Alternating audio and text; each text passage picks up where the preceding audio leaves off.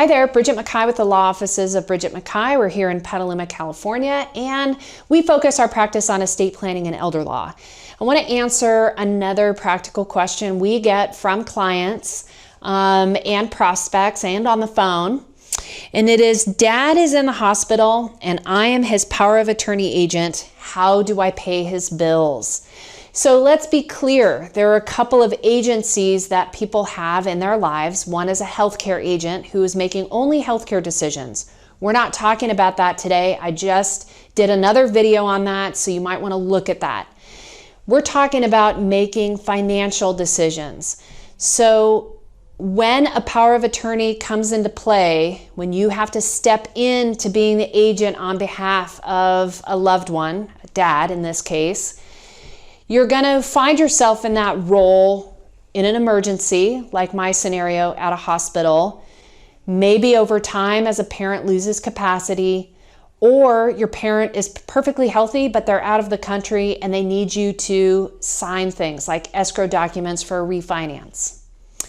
But let's step back. So if you are a a power of attorney for finances for dad is in the hospital and you're needing to pay bills, the number one thing you need to remember, and it may sound counterintuitive, but don't tell the bank right away. That's a pro tip. Normally you'd want to tell the bank because you're going to be signing checks. But as soon as a bank knows, they'll freeze the account, and the purpose of you being able to handle affairs for dad goes down the drain, even though you have the official paperwork. I often like to say, banks are from Mars, trusts are from Venus. So they often don't recognize our documents even though they're all legally sound. So that is my first pro tip on paying bills for dad when he's in the hospital.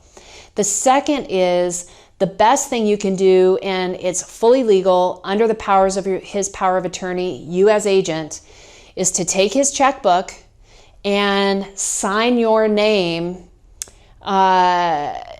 Joe Smith is your dad by his attorney, in fact, Sally Smith.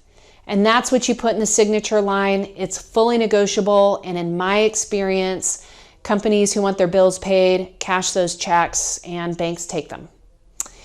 The other way, and not in a financial elder abuse way, but if you're able to get onto their online banking and simulate banking as if your dad is paying bills, that's another way.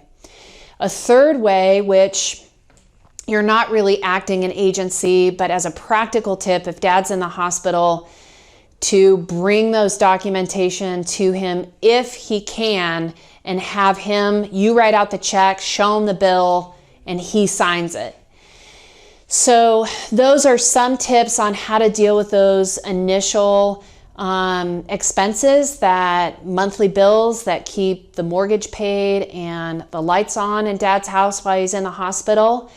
But ultimately you should contact, if this is an illness that is going to continue and dad will continue to be unable to handle bill paying, then it's time to see an experienced estate planning and elder law attorney to help you get lined up to fully take care of dad and step into your fiduciary role. That's very important to remember, because this isn't carte blanche to spend dad's money.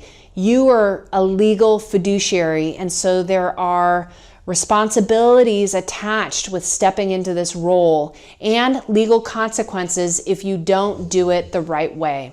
So it's always good to consult with an attorney before you first take that on and B, start acting in that role. Thanks.